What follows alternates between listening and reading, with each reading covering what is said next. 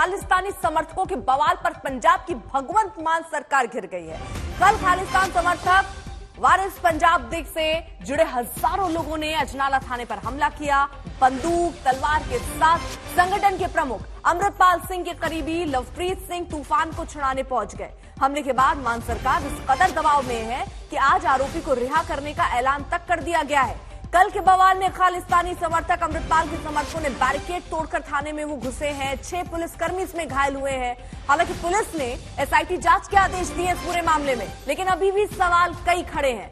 सबसे बड़ा सवाल तो ये है कि आखिर कैसे हजारों की संख्या में खालिस्तानी समर्थक जुट गए, कैसे थाने पर कब्जा किया, इंटेलिजेंस क्या कर रही थी, मान सरकार, पंजाब पुलिस क्यों सोई हुई थी? ये तमाम सवाल अभी भी बने हुए हैं और दबाव ऐसा कि लवप्रीत की रिहाई की बात भी कह दी गई है और ये कहा गया है कि सबूत ही नहीं जुट पाए।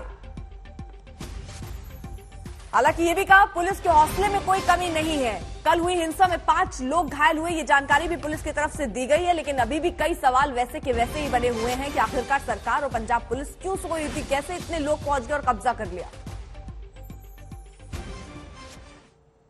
अभी तक सिर्फ इतना है जी कि सिचुएशन इज अंडर कंट्रोल और जो एक आप बार बार सवाल पूछ रहे हैं कि लवदीप के बारे में जो इन्होंने एविडेंस हमें दिए हैं, उस एविडेंस के अकॉर्डिंगली वो वहाँ पे मौके पे नहीं था जी। तो ये कल ही उन्होंने एविडेंस दिए हैं विद द एप्लीकेशन, सो उसी बेस के ऊपर ही is being discharged through honourable court जी। तो बाकी इसके बाद कोई भी सिचुएशन राइज होगी, कुछ भी होगा तो we will inform you accordingly. As for now situation is peaceful और अंडर कंट्रोल।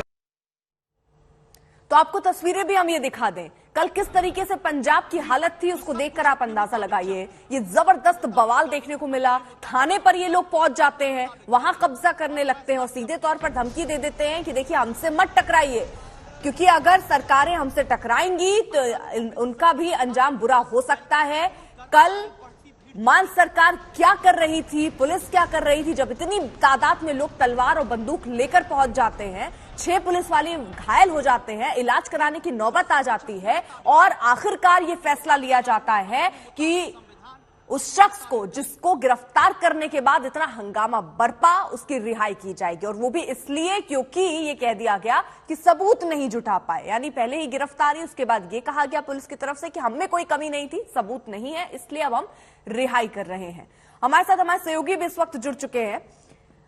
सबसे पहले आपसे समझना चाहते हैं कि आखिरकार स्थिति अभी वहां पर कैसी बनी हुई है, किन हालातों में वहां पर लोग हैं और क्या इसको सीधे तौर पर दबाव के बाद की गई कार्रवाई न माने, इस रिहाई को किस तरीके से जोड़कर देख रहे हैं?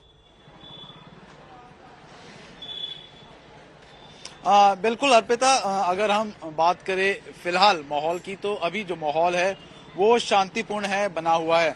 अजनाला अगर हम पुलिस पोस्ट के बाहर की बात करें तो वहां पर सैकड़ों की तादाद में पुलिस कर्मचारी है, तैनात किया गया है। उसके साथ साथ जो बैरिकेडिंग है वो भी वहां पर की गई है। लेकिन अगर हम बात करें दबाव की, तो निश्चित तौर से खास तौर पर जो मान सरकार है और जो पुलिस है उसके ऊपर दबाव है वो देखने को मिला, क्योंकि कल जिस तरह से सैकड़ों की तादाद में अमृतपाल सिंह के जो समर्थक है वो अजनाला पुलिस पोस्ट पहुंचे और उसके बाद वहां पर जो हंगामा हुआ वो सबके सामने है। लेकिन बाद में जिस तरह से अमृतपाल सिंह, जो कि वारिस पंजाब के प्रमुख है, उन्होंने पुलिस के साथ बातचीत की, क्लियर कट एक अल्टीमेटम है उनको दिया गया सीधे शब्दों में और कहा गया कि उनके साथी लवप्रीत यानी कि तूफान है, उन्हें फॉल्सली यानी गलत तरीके से फंसाया गया है, पॉलिटिकली मोटिवेटेड है और उन्हें छोड़ा जाए। और बाद में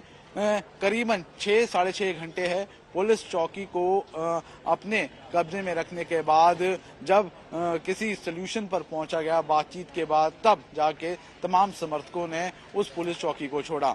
फिलहाल जिस तरह से जानकारी मिल रही है, ठीक है, ललित आप नजर बनाए रखिए, इस पर पल पल की अपडेट हम लेते रहेंगे।